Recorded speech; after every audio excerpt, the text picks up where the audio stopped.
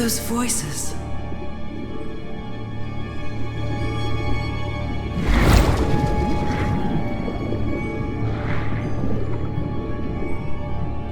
Call of the Sea, published by Raw Fury in 2020, is a game about self-discovery, identity, colonization, and disconnection from one's history through forgetting where you came from. That last point is especially important to the narrative of this game, especially when the forgetting isn't instantaneous, but instead through generations losing their connections to the past, as we have seen in our own real world through the impact of colonization. The developers, out of the blue, focused on Polynesian culture specifically in this regard, given the game's specific setting on its island and the real-world connection it has to places like Hawaii. However, a very large inspiration for this story comes from H.P. Lovecraft's story, The Shadow over Innsmouth, which is referenced in a few Easter eggs in the game. In this video, I'll be covering some of the first 4 chapters of the story, as well as overall critiques and credits I have to give this game while looking at it through the lens of objection theory and the monstrous, as well as a critical lens. Objection theory was developed by Julia Kristeva and is defined as, quote, describing a state of objection, the visceral reaction of horror, disgust, and rejection towards the things that threaten our sense of identity and the boundaries that we maintain, end quote. An example of this can be seen in horror movies, that sense of lingering disgust for the gore that was shown on the screen that the audience carries with them out of the theatre. Or, for a more real-world example of objection, bigotry and hatred can also be considered a form of objection. The rejection of something that is not uniform, that does not fit in with one's own perception of the world, and one's own perception of self, and is therefore a threat. Is somebody whispering? Hello? Is anyone down here? This eye, is it calling to me?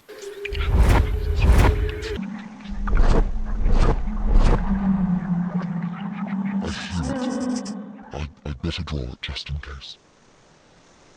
Playing through this game as Nora, our protagonist, we don't actually see much in terms of this horrifying or disgusted reaction to the island.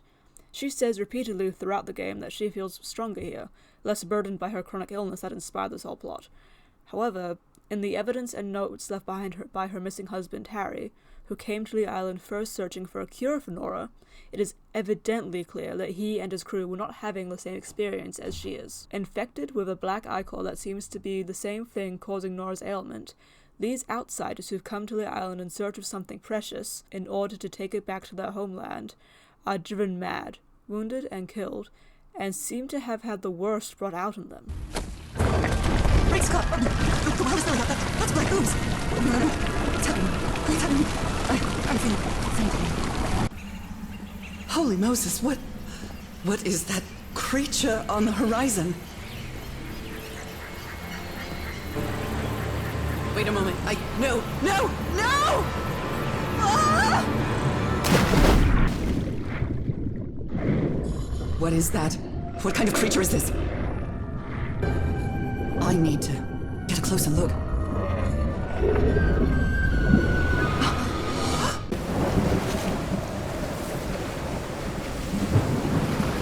What happened? How did I get to this beach? I have a terrible headache. Fantasy designs and the colours all seem to best match the tone of whatever chapter you happen to be playing in. The painting-like art fits well within the game's 1930s setting, and the staging of each level is done well enough to easily point to the player in which direction they should be headed, but not done too strictly so that the player is still allowed some agency to figure it out on their own. However, for a game that's supposed to be centered around critiquing Lovecraft's bigoted tones of storytelling when it comes to the sense of other the colonists feel when meeting indigenous peoples, it's largely lacking any sense of grounding. Aside from a few comments made that this fictional island is, quote, 74 miles from Hawaii, and a general Polynesian-inspired look to some of the architecture and details, the game doesn't seem to have done its research into an actual cultural representation. An article by Death of the Whale, published August 17, 2022, points out how in the first chapter, Nora does make some educational points about Polynesian culture, explaining unus and fishing techniques as the player sees them. However, as the article puts it, quote, when Nora then parades around the island declaring that Polynesians do this and Polynesians do that, it becomes an act of this colonial knowing, where the white observer stakes a claim over the place by controlling and directing our knowledge about it. Her incessant commentary becomes interwoven with the fabric and production of colonial knowledge." End quote. And with this framework of colonial knowledge comes the blending of cultures in many of Western media's depiction of Polynesia. So often are all the islands lumped together as one generalized culture, without respect for the different traditions and practices found on each island. It's a shame that a game that sought so earnestly to undo Lovecraft's bigoted lens of race and culture outside Europe This ornate structure certainly isn't natural. Not man-made either. falls so short in this regard. Even though Nora isn't feeling objection towards this place, she's still domineering over it.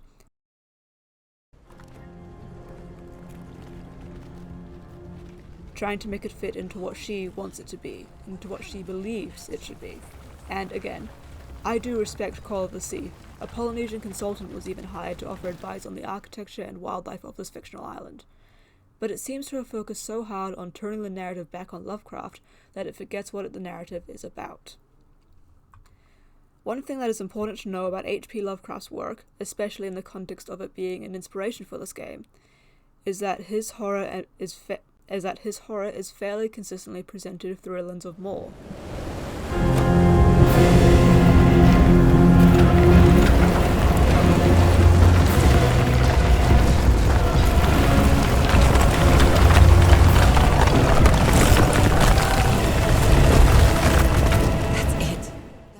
There is more out there is more to this thing, there is more of the monster than we know, there is always something more.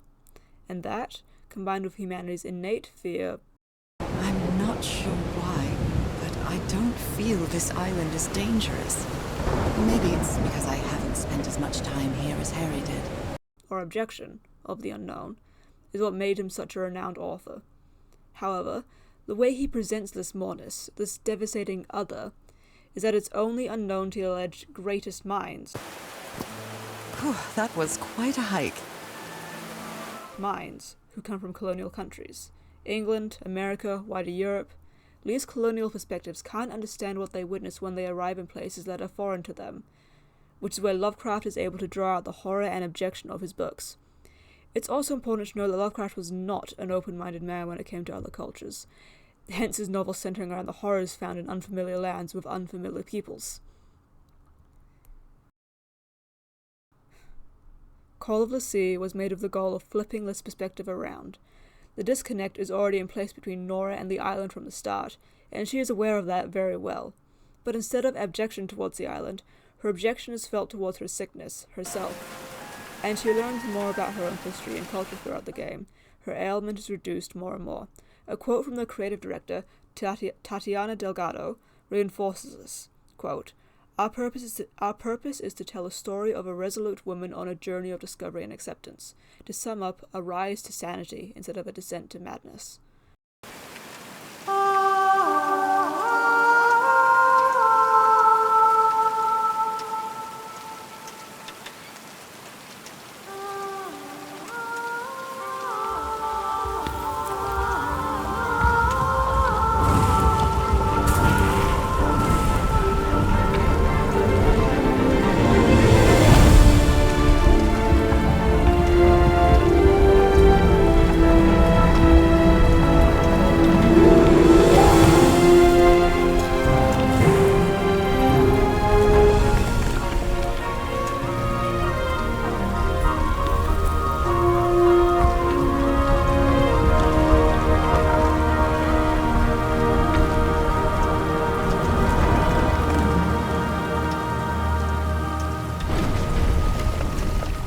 Was quite a show. The game, of course, isn't perfect. The music and art are wonderful, but in terms of making a real narrative reversal of Lovecraft's storytelling techniques, I feel it lacks in many ways. For one, without prior knowledge that this was the intention of the narrative, there's really no way to be able to make a connection between these sea creatures and the deep ones which they're based on. Yes, there are Lovecraftian tones throughout the game, but that doesn't necessarily mean that the link is more directly apparent. I wonder where it will take me. For another, the dialogue said by Nora is frustratingly awkward and clunky at times. There are moments where she sounds incredibly natural and earnest, but so many little comments and obvious statements feels as though the game is yanking the player along by their wrist. In spite of this, one point where I will give it credit is the way it treats this angle of abject theory, feeling abjection towards the known in yourself versus the elation that can be brought by the unknown, the strange, the new. Nora said at the start of the game that she'd been trapped here her whole life. But how do you determine what is and isn't a cage if you've never been outside one?